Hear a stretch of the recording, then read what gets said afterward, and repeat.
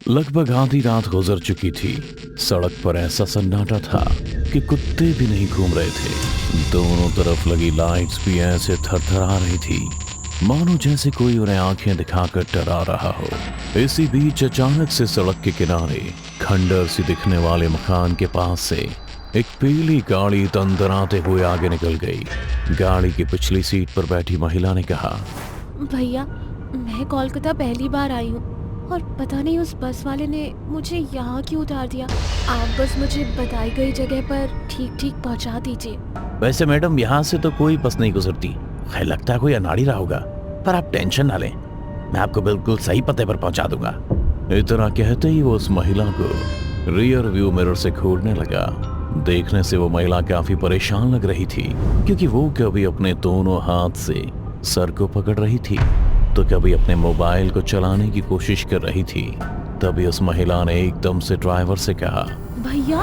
अचानक से उस महिला को अपनी तरफ देख वो ड्राइवर सकपका गया। उसने तुरंत ही बैक व्यू मिरर में देखते हुए कहा, हाँ मैडम, क्या हुआ?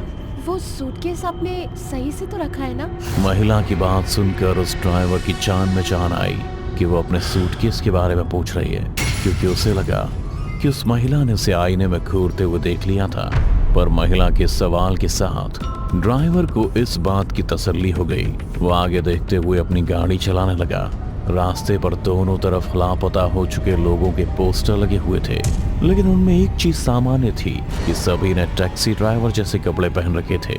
इस पर महिला ने उससे कहा, लगता है इस शहर में टैक्सी ड्राइवर खूब गायब हो रहे हैं। इतना कहते हुए वो महिला अपनी दोनों हथेली पर ठुड्डी को रखते हुए आगे ड्राइवर की तरफ झुक जाती है, जिसके बाद ड्राइवर भी रियर मिरर में झांकने के बजाय उसकी तरफ देखकर कहता है, हाँ हो तो रहे पिछले कुछ हफ्तों से। तो आपको डर नहीं लगता? मैं भला क्यों डरने लगा? इतना कहते ही वो ड्राइवर गाड़ी को मेन रोड से ऐसी सड़क की तरफ मोड़ लेता है जहां सड़क किनारे एक लैंप पोस्ट ना होने की वजह से सन्नाटे के साथ साथ अंधेरा भी होता है। वो महिला गाड़ी को अचानक से ऐसे रास्ते पर मुड़ता देख थोड़ा सचेत होकर वापस सीट की तरफ खिसक जाती है। भैया, आप ये किस रास्ते जा रहे हैं? शॉर्टकट है मैडम, टेंशन मत लो। ऐसे एक बात बताओ, आप यहाँ अकेले हो या किसी के साथ? अकेले हूँ, पर क्यों?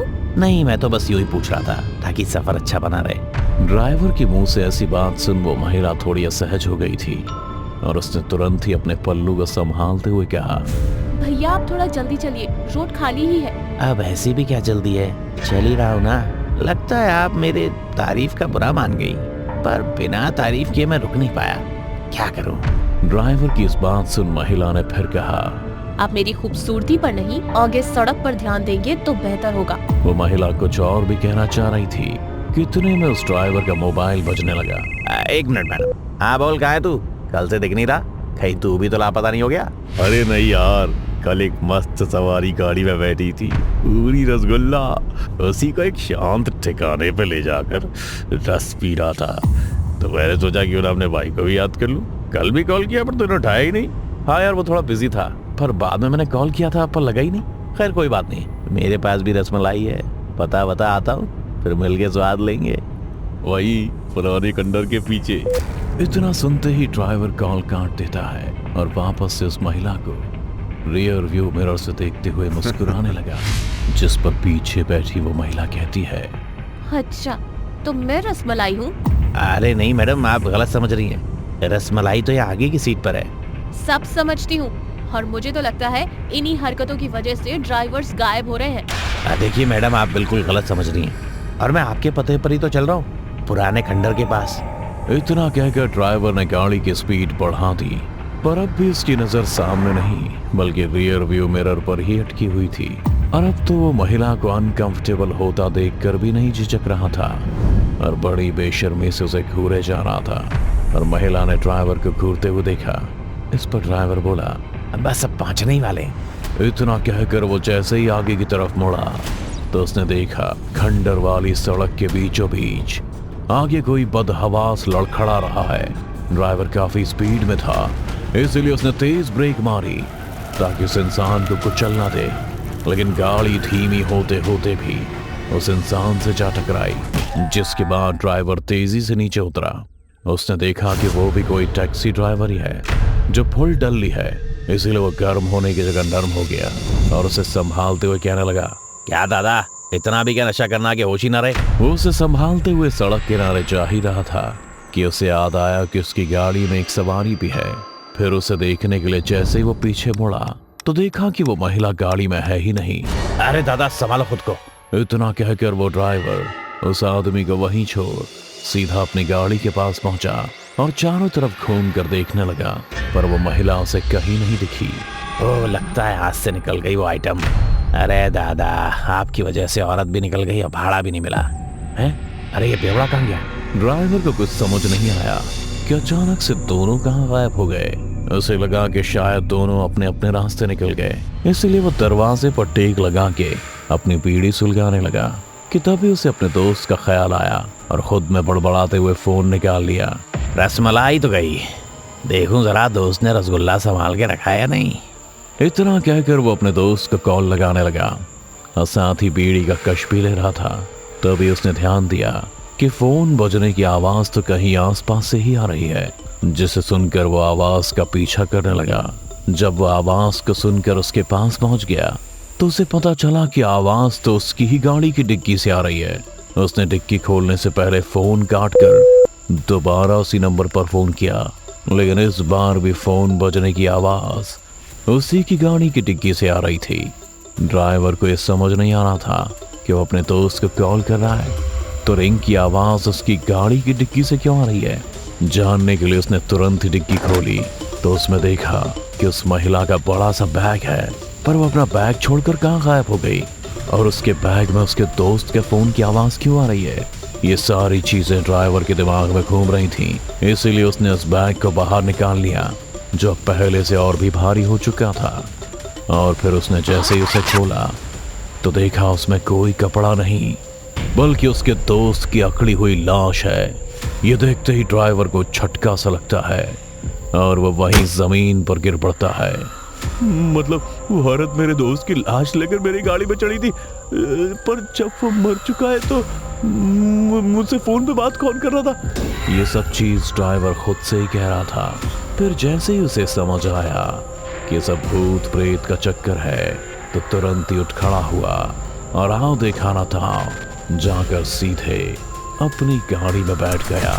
लेकिन बार बार चाबी घुमाने पर भी गाड़ी स्टार्ट नहीं हो रही थी। तभी एक एक करके काफी आगे दूर तक सड़क किनारे आड़ी तिरछी लगी खूब सारी टैक्सियों की हेडलाइट जलने लगी और एक के बाद एक सबके हॉर्न ऐसे बजने लगे जैसे कि ड्राइवर को सामने से गाड़ी हटाने के लिए बोल रही हो। वो डर के मारे अपनी आंख कान मूंद लेता है कि तभी गाड़ी अपने आप स्टार्ट हो तेजी से आगे जाए गाड़ी से टकरा गई। टक्कर इतनी जोर से हुई थी कि ड्राइवर का सिर स्टीयरिंग से टकरा गया, जिससे वो वहीं बेहोश हो गया। जब उसे होश आया तो वो गाड़ी से उतरकर आसपास देखने लगा। वहां और भी कई पीली टैक्सी लगी हुई थी और सबकी लाइट चल रही थी और उन सभी गाड़ी के अंदर उन्हीं ड्राइवर की लाश है जिनका रास्ते में लापता का पोस्टर लगा हुआ था। और एक पीली टैक्सी इन सभी कार से अलग खड़ी थी जिसकी हेडलाइट बंद थी। ड्राइवर भी आहिस्ता आहिस्ता उस ओर बढ़ने लगा था। पास जाकर देखा तो उसके अंदर भी ड्राइवर की लाश थी। ये वही शराबी था जो गाड़ी से टकराया था। वहीं उस गाड़ी में पीछे भी कुछ था जो ड्राइवर ठीक से देख नहीं पा रहा था। तभी अचानक से उस गाड़ी के अंदर की लाइट जल गई। पीछे उस लड़की की लाश थी जिसे वो अब तक रसमलाई कहता आया था। उसकी लाश देखकर ही वो समझ गया कि किसी ने उसके साथ दुष्कर्म कर उसे मारा है और अब वो अपनी मौत का बदला ले रही है। लेकिन उसे ये समझ में नहीं आ रहा था कि उसने उसे अब तक क्यों छोड़ा हुआ है। ड्राइवर के मन में इस वक्त अनंत सवाल गूंज रहे थे और अंत में वही सोचता है कि अगर वो अब तक जिंदा बच गया है तो क्यों ना यहाँ से भाग निकले। इतना सोचते ही ड्राइवर वहां से दौड़ पड़ा। वो अपनी गाड़ी को देखकर भी नहीं रुका था क्योंकि गाड़ी तो दूसरी आ जाएगी पर उसकी जान नहीं। वो अभी गाड़ी से थोड़ा आगे बढ़ा ही था कि उसके पांव रुक गए। उसकी उखड़ी हुई सांसें एक पल में शांत हो गई थी क्योंकि गाड़ी के अंदर उसी की लाश थी। उसका सिर स्टीयरिंग से टकराकर तरबूज की तरह फटा हुआ था। मतलब कि उस आत्मा ने उसे भी नहीं छोड़ा। क्योंकि उसे अभी इन जैसे और भी ड्राइवर का इंतजार है जो रात के अंधेरे में मासूम लड़की को लापता करते हैं।